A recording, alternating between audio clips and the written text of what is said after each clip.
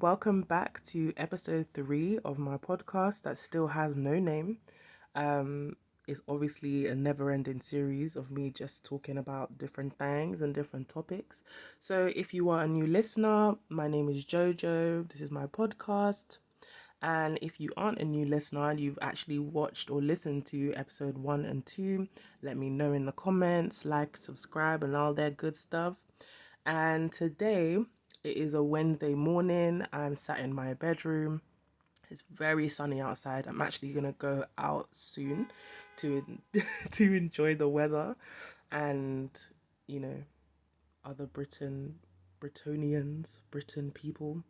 So yeah, just gonna have a great day today, and yeah, I hope you're enjoying it wherever you are. And so let's get started. So I found an unpopular opinion online. Well, according to whoever posted it, they believe it's an unpopular opinion, but I think it's actually a lot more popular than they think. The opinion was being friends with someone who has very low self esteem is draining. To which I agree because I've had my fair share of friends who had low self esteem. I've also been the person who had the low self esteem. So I completely agree with this opinion. Um, and I agree with it for many reasons. My first reason is because the energy exchange within itself is it can be very taxing because if you are friends with someone who has low self esteem and you're not somebody who has low self esteem, the way your minds respond to things, the way your mind reacts to things, the way you even initiate things or express things is of a very unequal measure, you know? And that's not to say that everything in a relationship dynamic energetically has to be equal because we are not all built to be each other's equals. I feel we're meant to see each other as equals as a respect thing. But in terms of who we are, the powers that we have, the gifts that we express, is very different. So in that sense, like nobody is ever equal, and the only thing that makes us equal is the fact that we are both in human bodies. Um, so going back to energy exchange, I do feel like it's of a very unfair balance all the time, because if you're somebody who has low self esteem and you don't feel like you're good enough, or you don't feel like you're beautiful enough, handsome enough, sexy enough, creative enough, successful enough, that is, so many different ways that people can have low self esteem, right? Um, you're gonna need, if you're not getting reassured from your own affirmations or from your own esteem, that means you're going to look outside of yourself for somebody to give you that self esteem, for someone to give you that reassurance. And one thing that's common with people with low self esteem is that they need constant reassurance, and to the point where it can be overbearing. It can also be very draining to the person who doesn't have it. And you tend to find that these type of relationships, these dynamics of one person having low self-esteem and the other person not having it, they don't tend to do well together. They always tend to separate from each other, whether it be that they have an argument and they never speak to each other again, or they just kind of distance themselves because they're not in the same, the vibrations are too conflicting, they're not able to come together harmoniously, and it ends up being harmful. So that's what I feel causes a lot of the drainage, on both parts, because the person who has low self-esteem is being drained of they are literally, number one, they're self-draining themselves because they're not giving themselves the power that they actually have. They're giving their power away to someone else. They're putting their power and their confidence and their what's the word? They're putting their security in the hands of someone else, right? So then that is like draining them of their own power. And then on top of that, the person who is giving them this constant reassurance is also draining their power, because when you're constantly reassuring someone of something, like of a positive thing about themselves, and they don't actually affirm that for themselves to then continue to be their own affirmation person, if that makes sense. I hope what I'm saying makes sense. If they're not the one who's doing that for themselves, they're draining the other person, because that person who is constantly giving them reassurance is sending them, sending them balls of energy to work with, to utilize, to transmute and make their own. And the person who has low self-esteem is just not doing that. So it's just a waste of energy, quite literally a waste of energy. There's also this part of me that feels like the person who wants to help the one with low self-esteem, there's this illusion that they have in their mind that that they like that their services, what they're doing for this person who has low self-esteem, what they're providing for this person is of their how can I say this? Basically, the person who doesn't have low self-esteem feels that what they are doing for the person with low self-esteem is actually beneficial for them. They feel like what they're doing is going to help them get better. They feel like it's going to make them feel better. um if they feel like it's going to help change their life, if they are that pillar in the person's life to let them know all the time that no, you are this person and you are capable and you are this, whatever the situation might be, right? Like, they really feel like what they're doing is going to help the person, but it only helps that person if they are willing to actually want to feel good within themselves, if they're willing to put in the work to honor themselves and love themselves on a consistent basis. That is the only way that this person's services will actually be of help. Now, everybody's probably heard that phrase where it says, oh, you can bring the horse to the water, but you can't make it drink. And that is literally the same as, this situation here. Like, if that low self-esteem person doesn't want to feel better about themselves, if they don't have this inner drive to bring up their confidence, to improve their mental health, to improve their self-esteem, then all your services and your hopes and your wishes for this person, it's just falling on deaf ears. It's not going to go anywhere. It's not going to thrive. It's just going to remain stagnant, because, like I said, the person doesn't want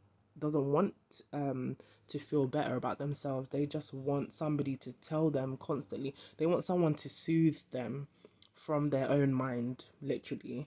And we know that we all have our own minds here, and it's pretty much one of the only constants that we have. Other than other people, we always have our own mind, we always have our own body, we always have our own spirit, soul, however you want to refer to it. So, if they don't want to use their mind to actually change their life, because you can change your life in the space of a day, literally, just by your thoughts alone, just by your self concept. And if they don't want to do that, it's draining, it's just draining. Going back to the opinion, that's all it is. It's a drain. It's an energy waste. The exchange isn't fair. It's not equal. There's no balance. There's no give and take. There's just it's not efficient, there's no efficiency. And, if they don't want to feel good, and you're just constantly pumping them with with affirmations and great self concepts and, you know reassurance, it's just going to lead to them seeing you as a crutch, or using you as a crutch for their own mentality. The codependency of it is really bad. It can be really bad. I've seen firsthand, what that can look like, where I was on the side of trying to help the person with people, even because it's happened multiple times. I've got stories for days. But and I think it's to do with like a whole savior concept thing. We can go into that in another video, or we can go into it in this one. Let me write it down just in case. Just in case I choose to come back. So, yeah, as I was saying, leads to codependency. You end up being a crutch for this person. And the thing about being a crutch for a person is that they don't have this part in their mind that holds them accountable for any of the shit that they do. Like any of their, not, I wouldn't say any of the shit, but when it comes to the low self-esteem, they don't have that accountability. They don't hold themselves accountable for any actions or reactions that they express because of their low self-esteem. They look for other people to blame. They always will look and seek other external entities or energies that's the reason as to why they behave the way they do. And that can even lead to them blaming you for their bullshit. Now, it sounds crazy, but it's it's true. It's true.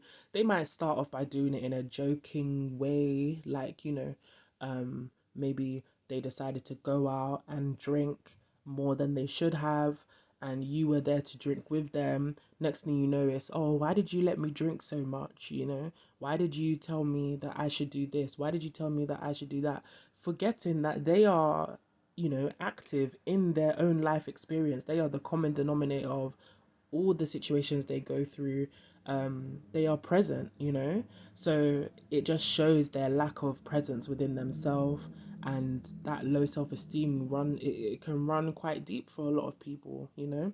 um, and I think the more you entertain it, the more you entertain this codependency, the more you make yourself a crutch for this type of person, um, it just gets worse. It just gets worse, and they don't see any reason as to why they should change. They don't see themselves as the problem anymore. They're so far removed from their own reality and from their own body and mind that they just think everybody else is the problem. They never can look at themselves in the mirror and say, oh my god, I actually shouldn't have done that, or maybe I shouldn't have gone to that event today, or maybe I shouldn't have bought this alcohol today, or when that part of my mind told me that I shouldn't wear this or I shouldn't do that, I should have listened to myself. They have this complete lack of awareness of their own accountability when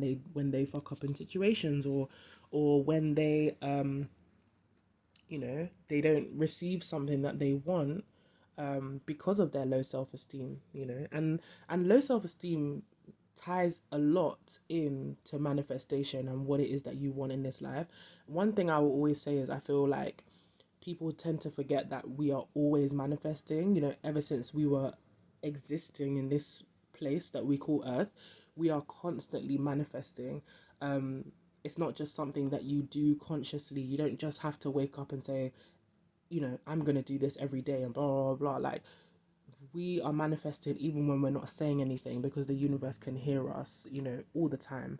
So, you know, in terms of when they don't get the manifestations that they want, or when they don't receive the thing that they're looking for, and maybe somebody else around them receives it, for instance, they feel like, woe is me, and why can't I get this? Why can't I be this person? Or how comes this person gets everything and I don't get this?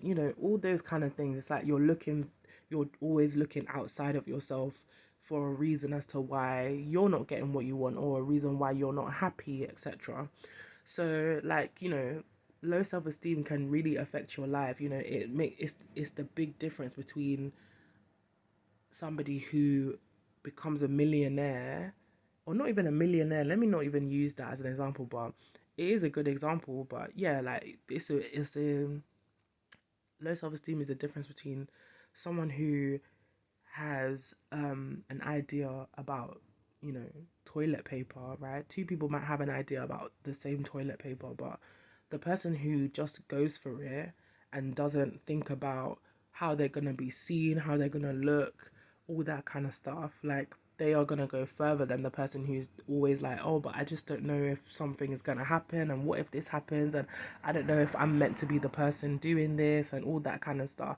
Like, low self-esteem really does tie into a lot of these things and can have a huge effect on your life if you don't watch and care for it.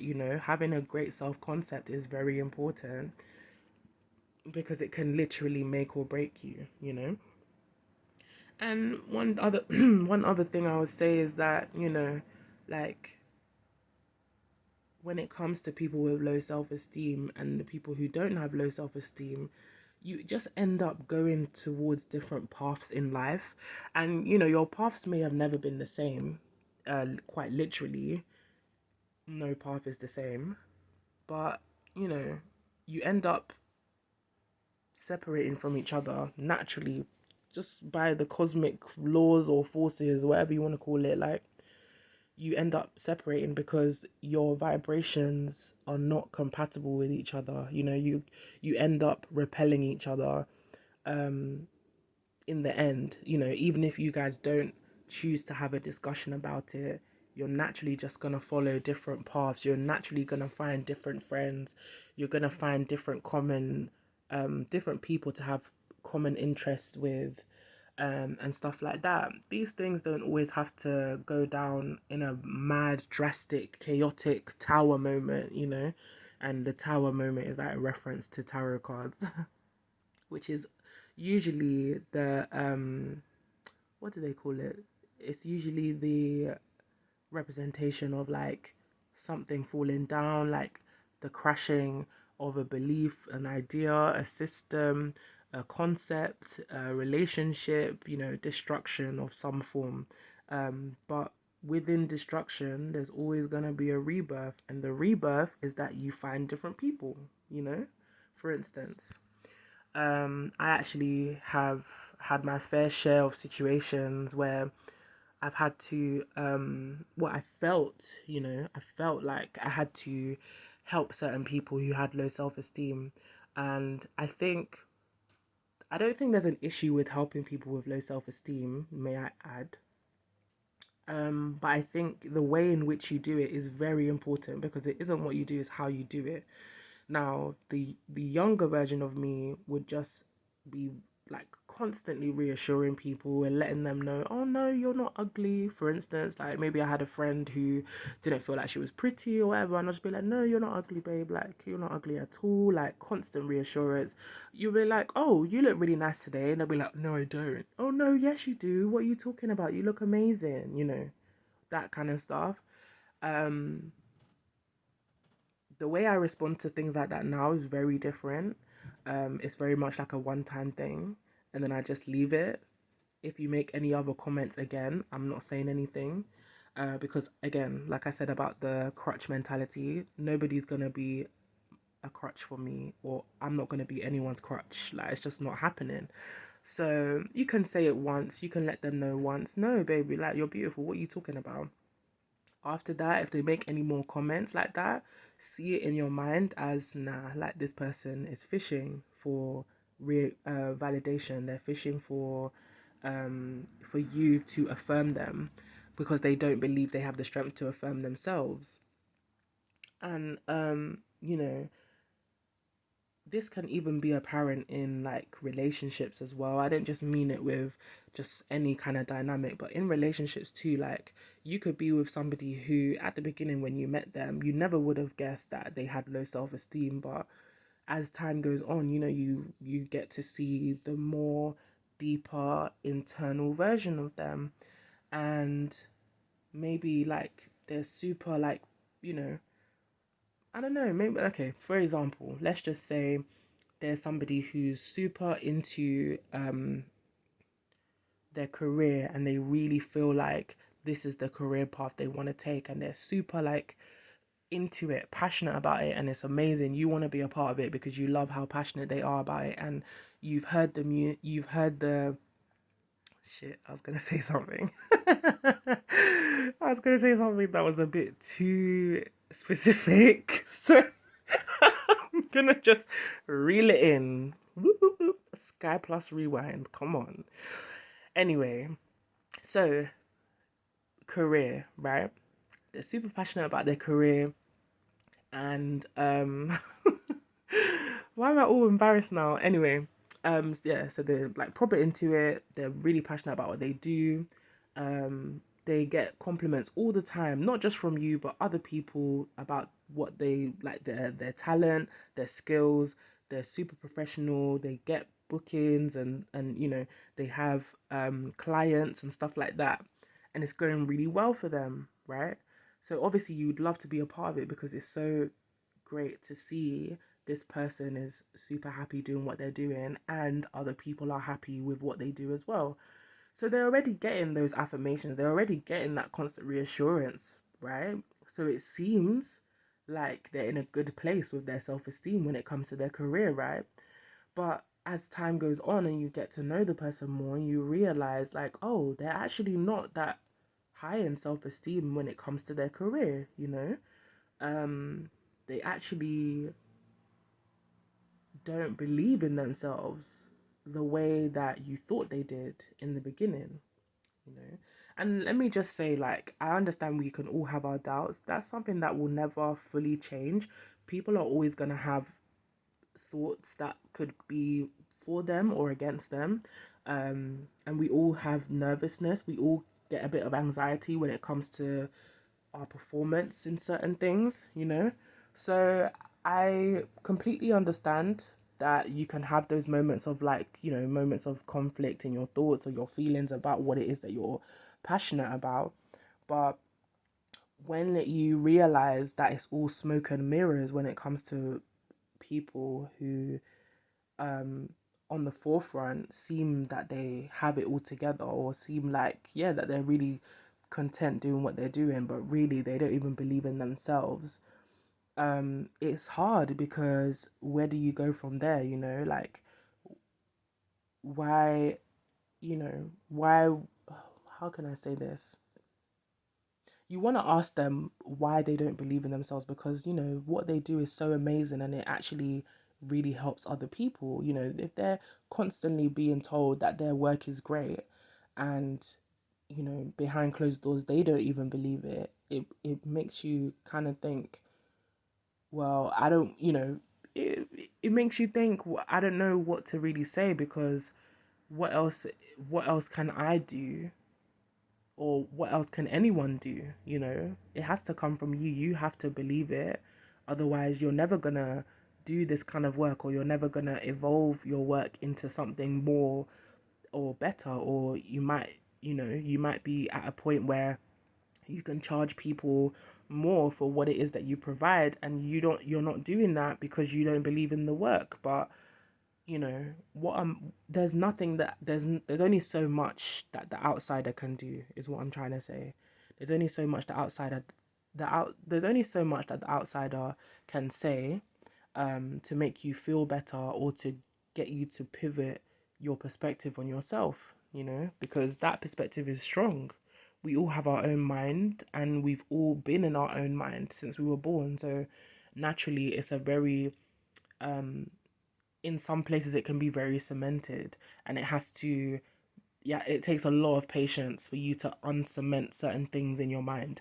um you know i've even I've even had to deal with partners who didn't believe that I loved them, or they didn't believe that they were enough for me, for instance, right? And it took a really strong toll on the relationship. It became very draining because it didn't matter what I did, it didn't matter what I said, to let this person know that I had so much love for them and I appreciated them.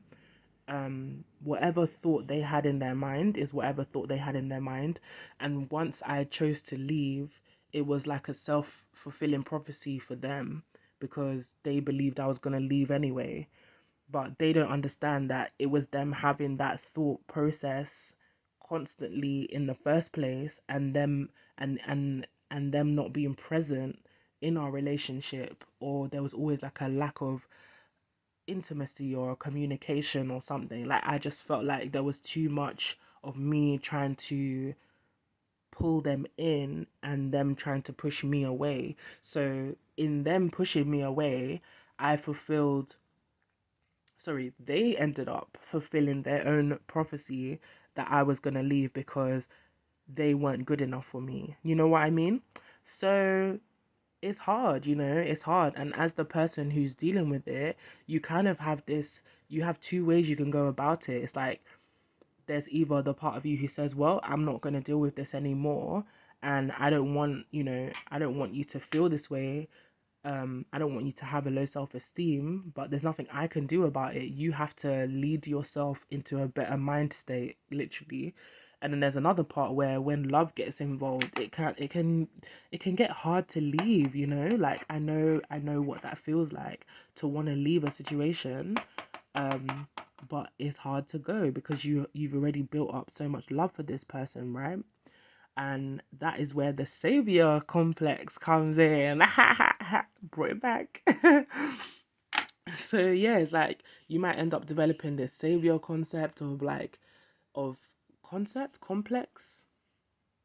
I think complex works.